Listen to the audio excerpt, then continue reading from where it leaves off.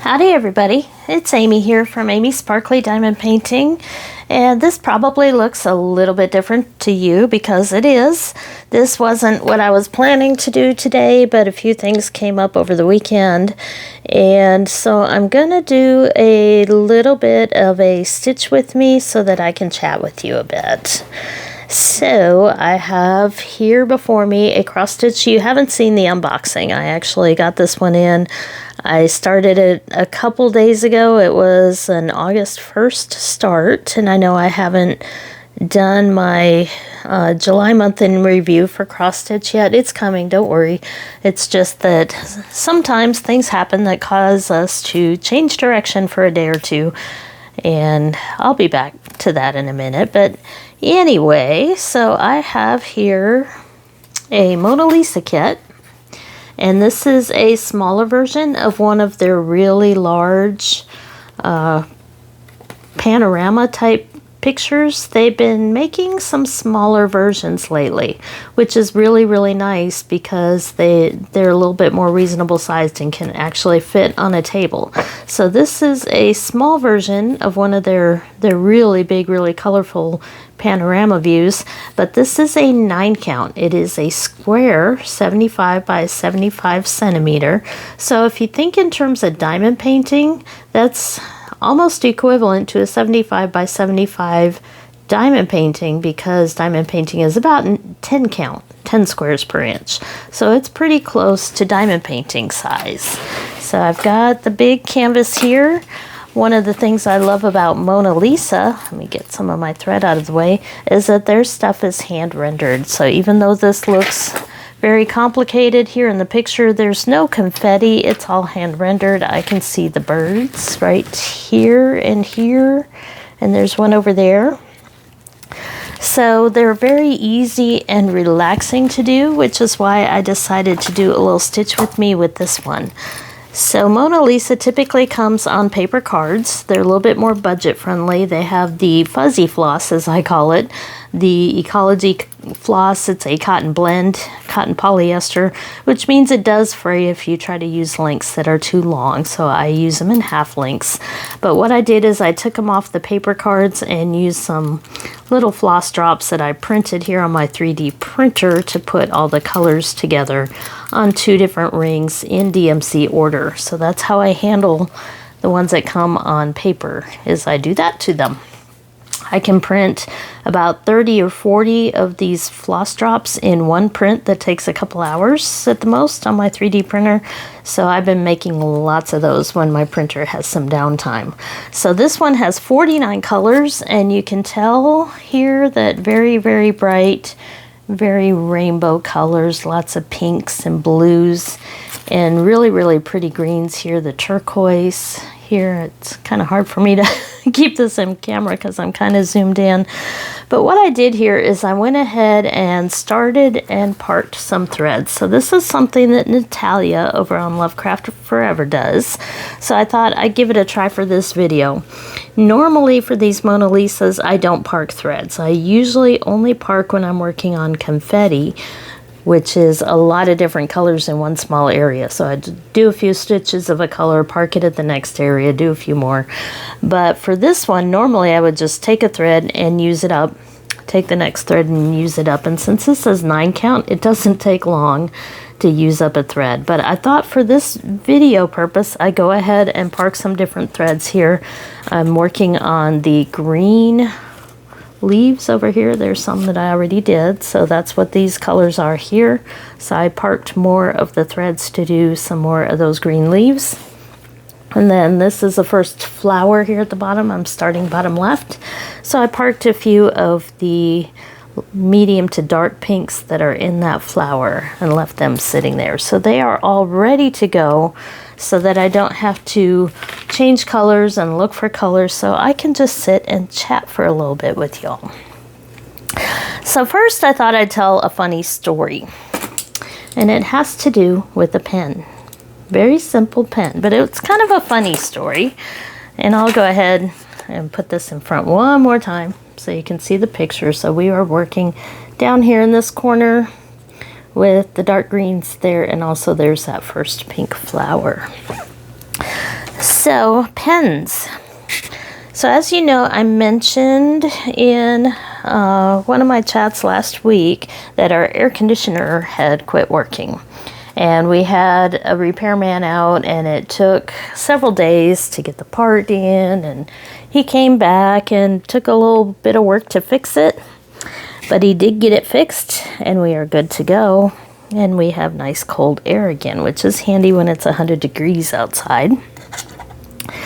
And my hubby wrote him a check for the repairs, and he was happily on his way.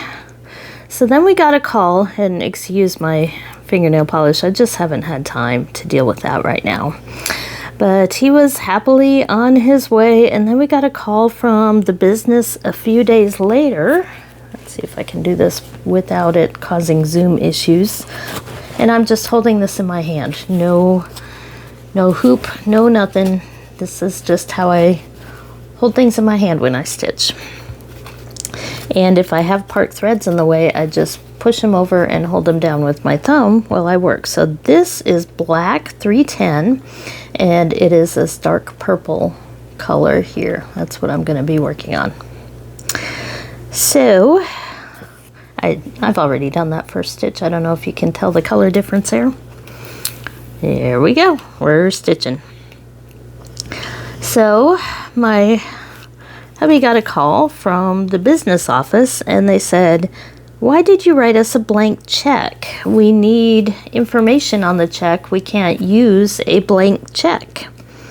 And he was really confused because he didn't think he had done a blank check. He thought he had written out the check. And so he told him he'd come by the business office later that day and see if we could work it out. So he looked in his checkbook and couldn't find the carbon for that check.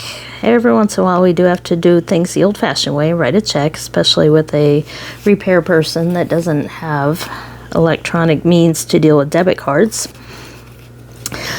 So he thought, well, maybe he tore off the one behind it, did something wrong. He wasn't really sure.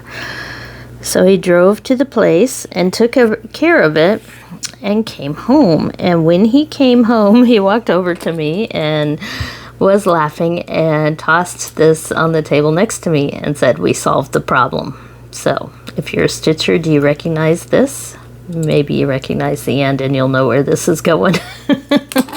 So in my hubby's haste to write a check so the repairman could get on his way, he looked around and he didn't have a pen handy to write the check. So he looked around the living room and he saw this pen by my couch where I usually do stitching. So it was sitting there on the table, and he said, "Aha, there's a pen." So he wrote the check out with that pen.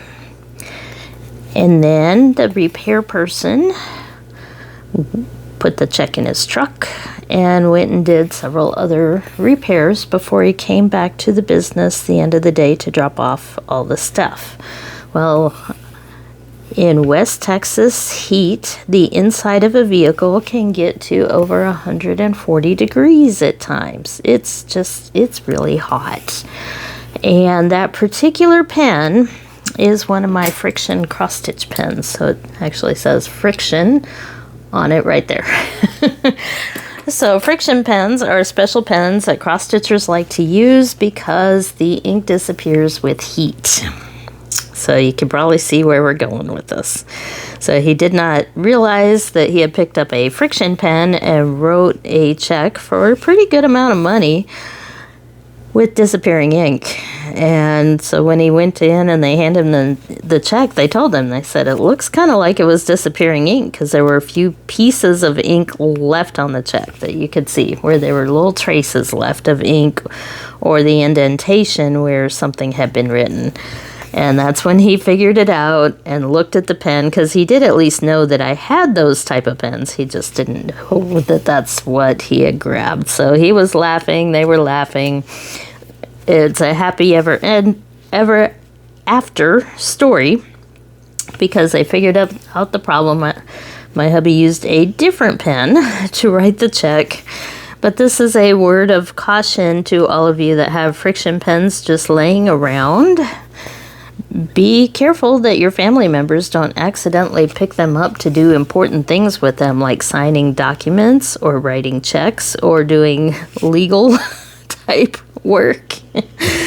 Because if those documents get in a hot car or anywhere around heat, I'm not sure it got fully to 140 degrees, but it was enough that the ink disappeared off the check. So he didn't write a blank check, he just accidentally picked up one of my friction pens. So that's why he laughingly threw it at me. And from now on, he's probably going to take a closer look.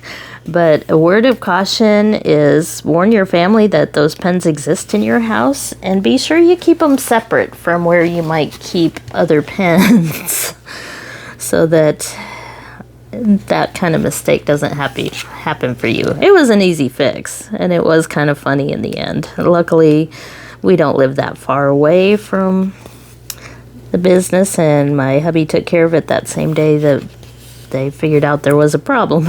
So all was well. But be wary of your friction pens. So I thought that was kind of funny. So just a little silly story there to start out. But I also wanted to talk to you today about a little bit more serious stuff. And this is related to how YouTube works and content creators and what we do and how we go through things, and ways that you as subscribers might be able to help. And it may seem a little cryptic, and you'll see why as I continue to talk. But hopefully this will help out other content creators, and I'm sure a lot of you already know a lot of this stuff. But there are some that maybe don't. So I'm going to try a very small education type thing here. And like I said, if you know it, I do apologize for you having to sit through this, but I think it's important that I say it. And also, maybe you can help me out if it is the case, and maybe leave comments. I'm going to talk specifically about boundaries with YouTube content creators and the difficulty we sometimes have setting boundaries and being able to keep them, especially related to our private lives. So hopefully you don't have any stories to tell. That hole was kind of hiding there. But if you want to share your thoughts or comments about how you set boundaries, or if you're a content creator out there that has some advice, please feel free to share it. And hopefully you'll find something in this that I want to talk about, even if you already kind of know. So when I worked for the Weather Service, I was in a rather public-facing job. I spoke to the public a lot. I did school talks. I did spotter training. I did talks for organizations. I spoke to people on the phone quite a bit through the years. I worked here for almost 30 years, so I was a rather known person in a lot of ways. And that meant that during the work week, or during work hours, because sometimes I worked overnight shifts and all that, I would happily do those things, interact with the public, do everything I needed to do for my job, and enjoyed it. But once I was off work, I wanted to come home and relax and have my own time and get away from my job. And so I would sometimes text people at work back and forth if they needed something. If it was really important and they couldn't wait till the next day, then yes, that was certainly part of my job as well. But most of the time, I could choose to do what I wanted and how I spent my off time. So we would sometimes get callers that would call us, and it would start out for weather information, but then they decided that we might be friends. And so they would call us quite a bit, sometimes several times a day, to try to chat with us.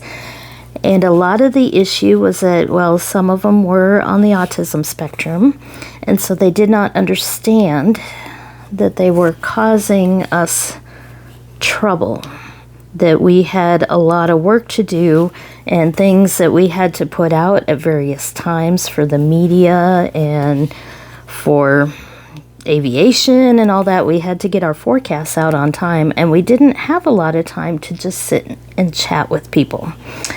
And some of them got pretty extreme to the point where we even at times had to block people from calling because they were actually getting in the way of our forecast operations. And a lot of it was because they really just didn't understand. They thought they were calling a huge office with lots of people, and we had a lot of time to spend talking to them. But that's not always the case.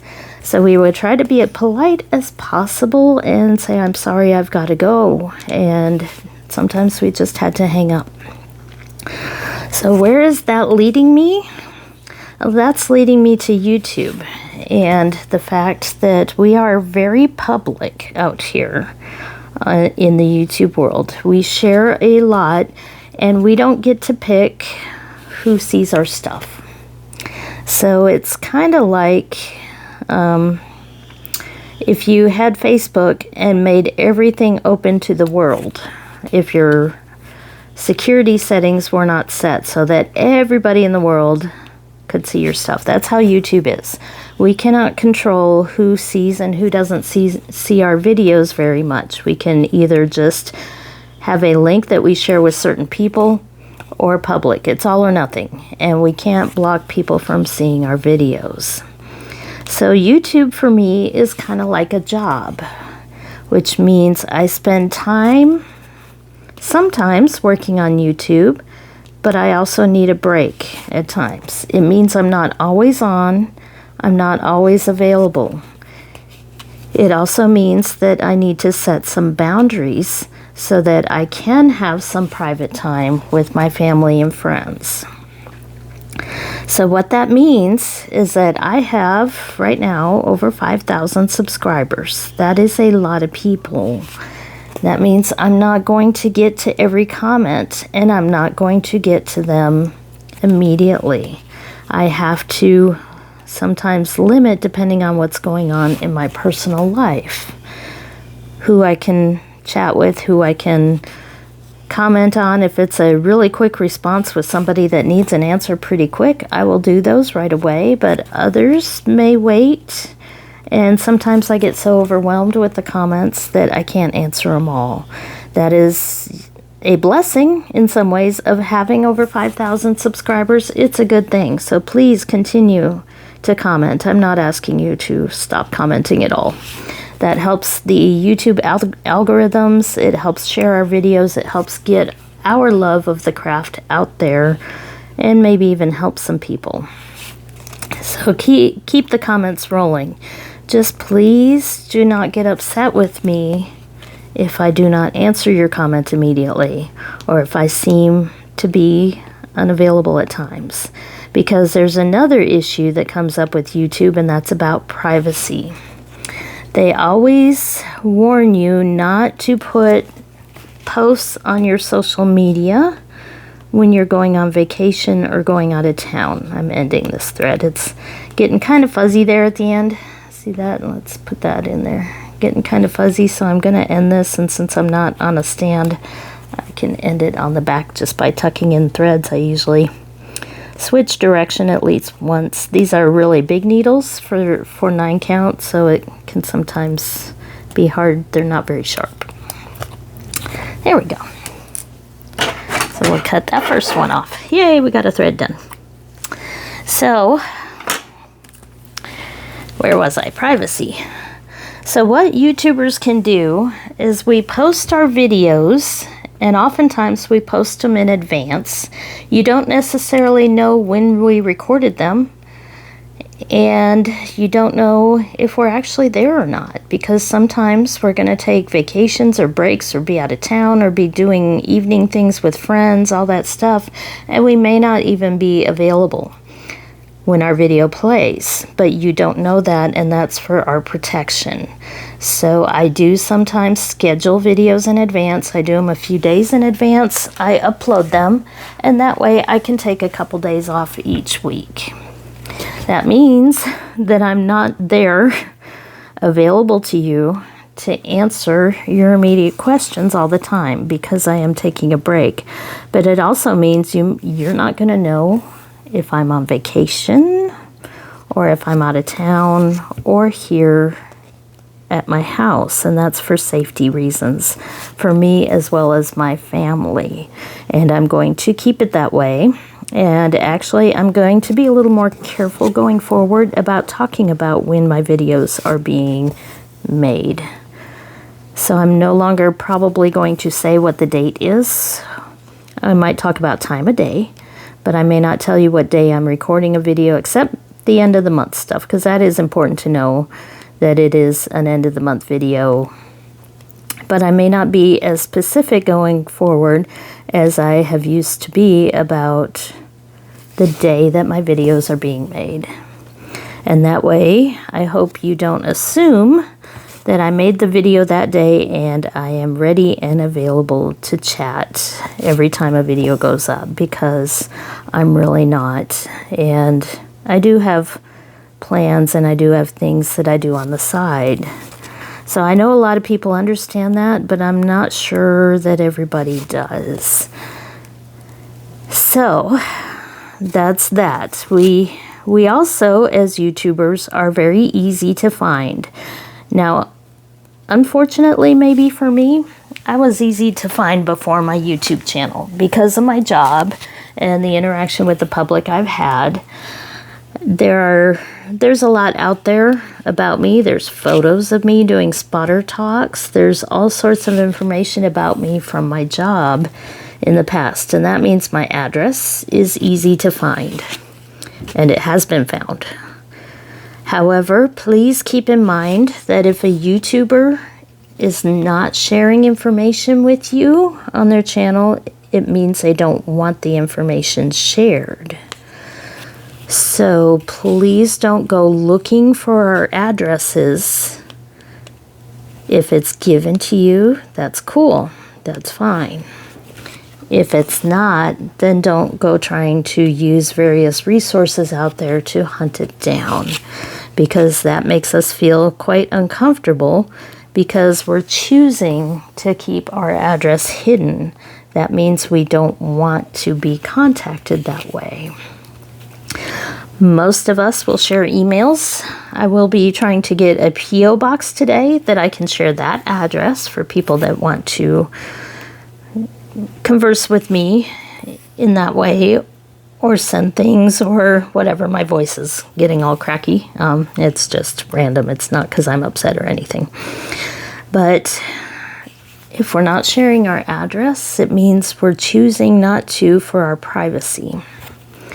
So I know my address is out there. I'm easy to find, but please don't go looking for it. Also, I am not going to share my phone number under any circumstances. So if you email me your phone number and beg me or ask me multiple times to call you, I will tell you right now it is not going to happen. And I am sorry that that may upset you. However, I'm going back to boundaries. I cannot have phone calls coming in at all times related to diamond painting questions that you may have. So when I have over 5,000 subscribers, and I know a lot of you get this, but I'm helping out those of you that may not understand. So if I have over 5,000 subscribers, even if I got calls from only 10% of my subscribers, that's still 500 people trying to call me and ask me about diamond painting. Even if it was 1%, that would still be 50 people trying to call me all the time to ask me about diamond painting. And I just can't do that. I can't have my personal phone number out there for someone to call when they feel like they need a question answered. So there are other YouTube content creators out there. If I don't have the answer, then maybe search for it elsewhere. But I will not, this is one of my boundaries that I have set. I will not give out my phone number. So if you give me yours and ask me to call you, I am not going to do that. My phone number is personal. It is just for my friends and family, and it is so I can control my time off and my private life. So if that upsets you, I am sorry, but that is a boundary I am setting. So please do not ask me to call you, and please do not get angry with me when I don't. So that is another boundary, and I feel bad that I have to say this, but I also know from the experiences with my job that sometimes people don't understand or don't know how all this works, and so they may think that if we post a video that we're available. They may not realize how much time it takes as a content creator to do the work that we do. And so that's probably one more thing I should explain, is how much work is involved with being, my dog says hi, with being a content creator. So it means we're planning videos, we are maybe writing scripts for videos, we are recording them, we are editing them, we are uploading them. That all takes time, but in the background we are also working with companies, emailing them back and forth, and doing the business side of YouTube, because there is some money involved with me, which means taxes, means keeping receipts, keeping track of orders, all that stuff. There is a business side of things, and I am a one-person show. I do not have help with my YouTube, which is why I did not yet create a YouTube Facebook page, and I don't think I can right now. I don't have a moderator. I don't have anybody that could help me out, and so I'm not going to do that. But it also means that we are very selective and very careful about our content. There are a lot of diamond painting channels out there. Each one has something different and special to offer. We all choose what we want to do, and that's what we post. And in my case, I try to keep a lot of my life private, even more so now, going forward. Which means you're not going to know my religious views, you're not going to know my politics. That's just information that I keep personal to myself that I'm not going to put out there. It also means that there may be some images that I choose not to purchase or to show. The businesses out there are really great about letting us select our own things that we want to show, so that we don't end up with something that we're not willing to show on our channel. So we are very careful about what we show. It could be a certain image for whatever reason may upset us, and you may not know that about us because we keep it private. So I'll give you an example of a cross-stitch designer where I do know a little bit about the story, and that is Teresa Wensler. She was one of my favorite designers, still is. I shouldn't say was. She is one of my favorite cross-stitch designers. I did a lot of her work back when I was in college and my early adult years. She does a lot of fantasy type work. She had a lot of dragons and peacocks. Really love these colors, actually. The turquoises, the pinks, or the blues. A lot of dragons, a lot of peacocks, and a lot of fantasy art. A lot of medieval princesses, things like that. So really, really beautiful work. Really, really great designer. Well, as things changed in her life, she has decided that she is uncomfortable with dragons and some of the artwork that she did in the past.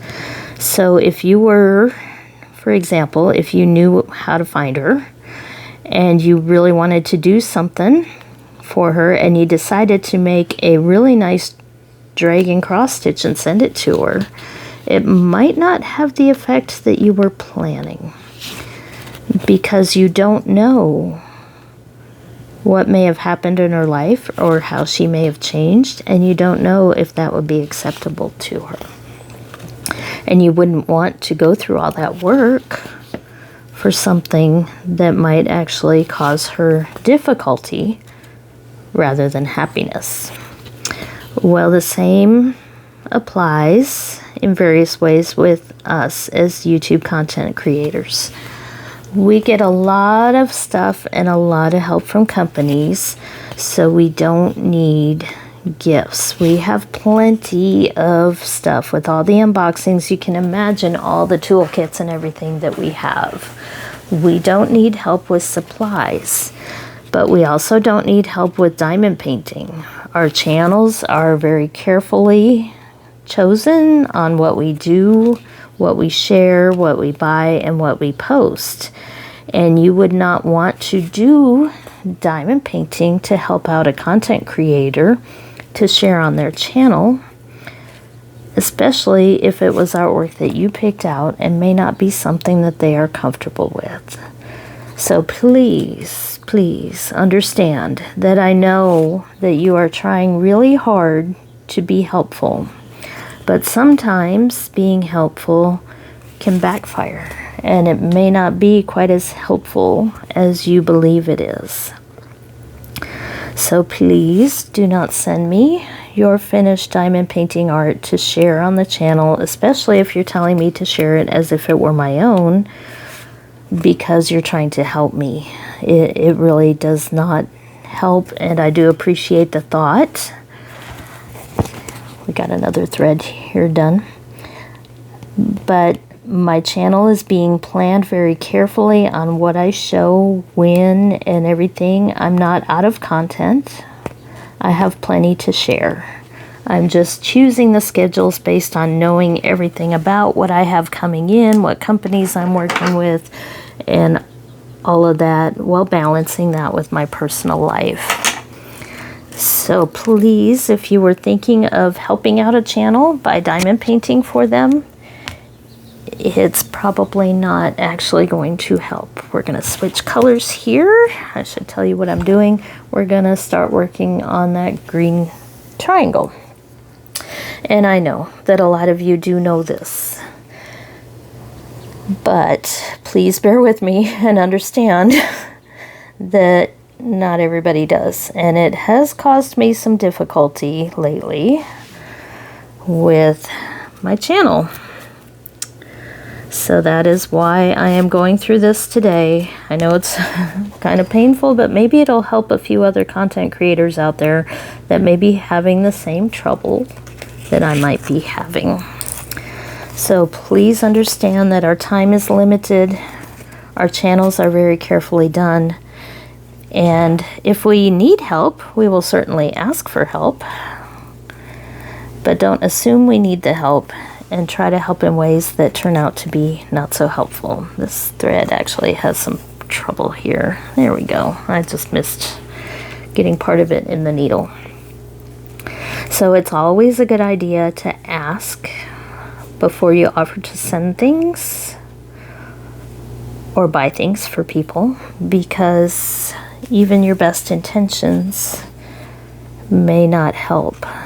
So keep your beautiful artwork for your own enjoyment, please.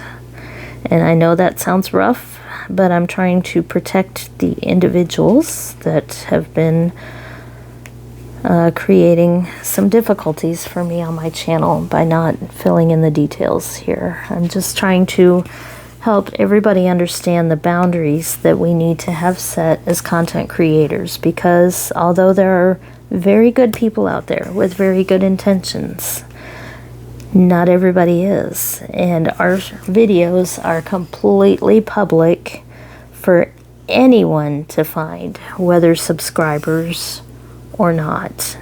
And we don't know who's out there watching our videos and what they're learning about us.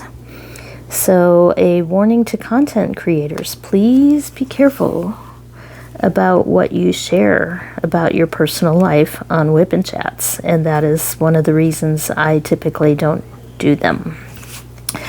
I don't mind chatting and stitching and chatting and diamond painting about diamond painting and about stitching. I will continue to do that. But a lot of my personal life will stay personal, and that is for the protection of me and my family. So please try to respect our wishes on that. And I know it's not just me that has that concern. There are a lot of content creators out there that are in the same boat. So is that enough of my soapbox here? I hope you understand. We're not trying to be mean. We're not trying to be difficult. We're not trying to make you sad or make you unhappy or trying to push you away or ignore you. It is just how YouTube works, especially when channels grow to the point where it's a little more difficult to keep up with everything. So please understand and continue to enjoy watching your YouTube content creators out there, but please respect their privacy and please be careful about how you approach them. So not everybody is willing to answer a lot of questions or spend a lot of time with one individual when they have so many out there that they are trying to help. So I hope that made sense, and I hope it didn't upset anybody even further, but just understand that I am an introvert. I like to keep a lot of my life separate from my YouTube channel. This is a job, and so I am going to be taking time off from time to time, and you're not going to necessarily know that, and that's for the protection of me and my family. And please do not visit unannounced. So if you do know where I live, please ask before you try to attempt to visit. I do have dogs that would be very unhappy, and there are various reasons why I want to keep that part of my life private. So if you asked, the answer would be no. So I hate that I have to say that, but I feel like I need to. So I'm going to end here. Let's end on a positive note. The positive note is that we got almost all of that green worked in here. So we did all of this black. We did all of the green in here. I've got one more shade of green here, and that's this symbol right here. So I'll be filling in this flower, or this leaf, and then next I'm going to be working on this flower. So again, I will show you the picture here. If you haven't tried a Mona Lisa 9 count, they are very relaxing. And these days with them making smaller ones, even more so. So this is what I stitch when I don't want to think or when I want to watch TV. It's very easy on the eyes because of the big squares there, and I can just stitch away one color till it's done and move on to the next. So I highly recommend 9 count Mona Lisas. But the one thing you do have to watch out for is the thread is not good Egyptian cotton. It is a cotton polyester blend. It works just fine in shorter strands, but I would not do full length strands. So what I do when I park is I take 2 strands here and I fold it in half, and that makes a half length of the strand. That's what I've done here with these. And then to park a thread, after you've started it, you put it in the bottom left corner of the symbol that you're going to work. So this thread, I know, is this yellow and red diagonal line symbol there because it's in the bottom left corner of one of those squares. And I know that this thread right here, this red one, goes with this blue triangle because it's in the bottom left corner of that square. So I can prepare several threads like this and just leave them off to the side and then just work them one at a time. I don't keep needles on them, they're just hanging. And then when I'm done with one, then I switch my needle to the next and keep going. So this one is parked and ready with that symbol. So once I'm done with these green triangles over here with this thread, I will move on to that one.